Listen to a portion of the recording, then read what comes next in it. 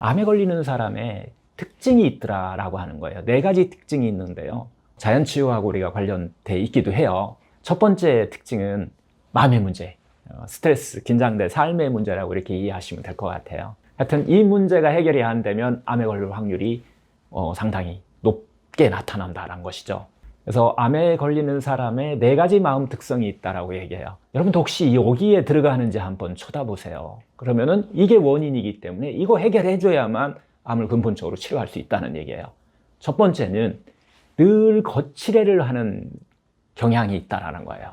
자신한테 정말 잘해야 되는데 남한테 잘 보이려고 하는 거예요. 자신한테 배려하는 것을 잘해야 되는데 남을 배려하는 데에 더 잘한다는 거예요. 뭐 이런 성향이 있다는 것이고요. 결국 긴장된 삶을 살고 있다는 거죠. 두 번째는 늘 자신을 변호하려는 경향을 갖고 있다는 거예요. 암 환자들한테 나타나는 특징이에요. 이것도 어떻게 보면 남한테 뭔가 좀 잘 보이려고 하는 뭐 이런 거하고 연결돼 있겠죠. 그 다음에 이제 세 번째는 쉽게 부정적인 감정에 빠져들어간다는 거예요. 불안이나 분노나 뭐 이런 절망감 같은 것에 암에 걸리기 전에도 쉽게 잘 빠져 들어가는 경향을 갖고 있더라. 이런 사람들이 암에 걸릴 확률이 높더라라고 하는 거죠. 네 번째는 긴장된 삶을 사는데 이 분출구가 없다는 거예요. 해결하는 분출구가 없다라고 하는 공통적인 특징을 갖고 있더라라고 하는 거예요.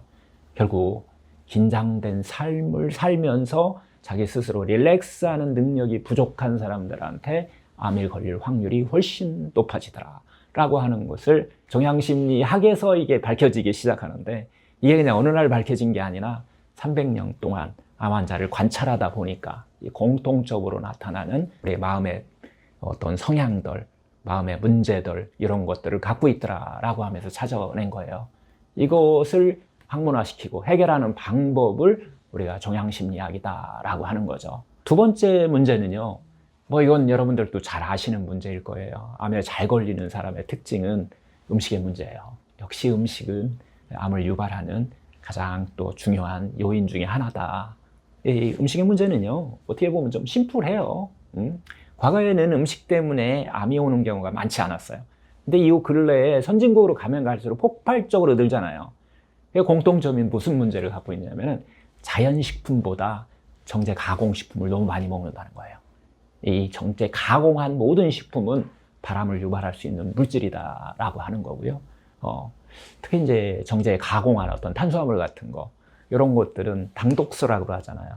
정말 입도 좋아하지만은, 저도 좋아하지만 암세포도, 특히 염증을 갖고 있는 세포들이 상당히 먹잇감으로 쓰이고 있다라고 하는 문제들로 인해서 결국 암까지, 암세포까지 만들어내고 암세포의 먹잇감으로 제공하는 거기 때문에 정제 탄수화물을 너무 좋아하시는 분들, 이런 분들한테 공통적으로 또 암에 걸릴 확률이 높더라라고 하는 거고요. 세 번째는 이제 동물성 지방과 동물성 단백질이에요. 너무 많이 먹는 거예요. 동물성 단백질이 너무 많이 먹었을 때 암을 키우는, 암세포를 폭발시키는 하나의 주범으로 또 의학적으로 이렇게 이야기를 하고 있죠. 예, 세 번째 어떤 특징 같은 경우는, 공통적인 특징은 라이프 스타일의 문제예요. 하루 종일 어떤 바쁘게 사는 거, 정신적으로 너무 바빠요. 생각이 많아진 거잖아요. 육체적으로는 뭐 백수가 과로사한다라고 할 정도로 정신적인 문제들이 또 암을 유발하는 사람들의 공통적인 특징이라는 거예요. 그 중간에 생각이 너무 많아요. 그 마음이 바쁘다 보니까 또 이 사람들의 공통적인 특징은 호흡이 짧아요. 암 환자들을 제가 임상에서 보면은 호흡이 정말 짧아요. 바쁘고 급하게 살았다는 거예요. 긴장될 삶을 살았다는 거예요. 이게 우리 몸 안에 그냥 습관이 되어 있는 거예요.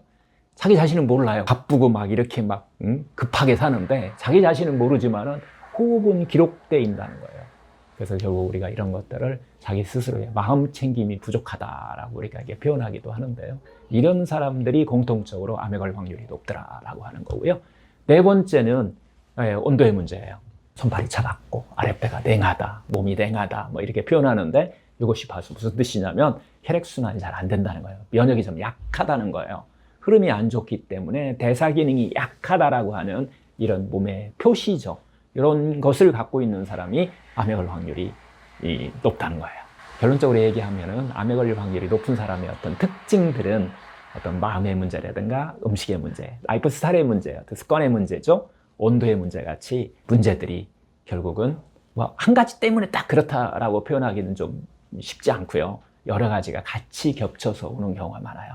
그래서 자신은 어떤 문제 때문에 암에 걸렸는지 이거 아는 것이, 그걸 해결하는 것이 암을 치료할 때 가장 중요한 포인트다. 이 문제 해결하고 여러분들이 현대의학적인 어떤 항암, 방사선 수술로만 암을 치료한다라고 하면은 반쪽만 치료한다라고 할 정도로 중요한 역할을 하지 않는가. 그래서 나는 어디에 해당되는지 알아차림하는 것이 상당히 중요한 역할을 하는 거예요.